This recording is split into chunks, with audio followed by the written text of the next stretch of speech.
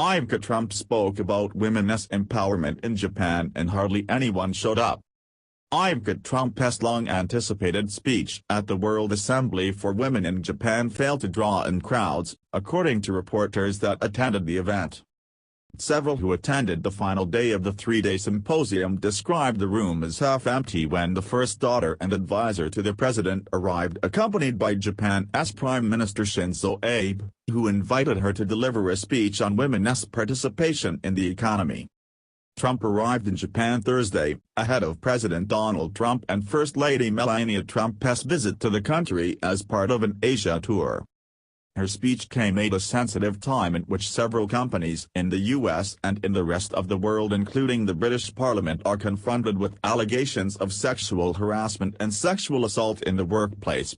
The social media #MeToo allowed women to discuss their experiences and trauma in the wake of the Harvey Weinstein scandal. Trump addressed the issue in her speech. "All too often, our workplace culture fails to treat women with appropriate respect," she said, quoted in AFP. "This takes many forms, including harassment, which can never be tolerated," she added. Ivanka Trump, advisor to U.S. President Donald Trump, and Japan's Prime Minister Shinzo Abe attend a meeting of the World Assembly for Women, WA, in Tokyo, Japan, November 3, 2017. Kim Kyung-hoon/Reuters. When her father, President Donald Trump, was caught boasting about committing sexual assault in the 2005 Access Hollywood tape, Ivanka took 2 weeks before formally condemning his remarks in a statement issued to Fast Company, in which she branded the comments inappropriate and offensive before praising him for his immediate apology after the tapes were released in October 2016. In her speech in Tokyo, Trump spoke about supporting working mothers, whether that work happens in an office or at home, in relation to her father's tax reform plans.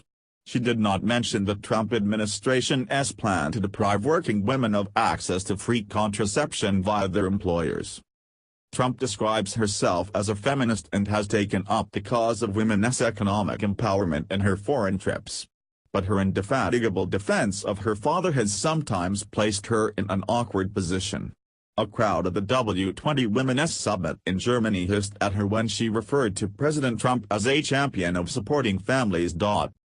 Trump's own credential as a champion for women's economic empowerment has come under scrutiny due to the poor conditions of workers in the Asia-based factories producing clothes and accessories sold under the Ivanka Trump label, The Washington Post reported in July. As the first daughter goes around touting herself as a champion of women, Sarah Newell, a representative for International Labor Rights Forum, told Newsweek, "Women are literally facing abusive conditions as they stitch her name into her products, and they aren't being provided a structure where they can advocate for themselves."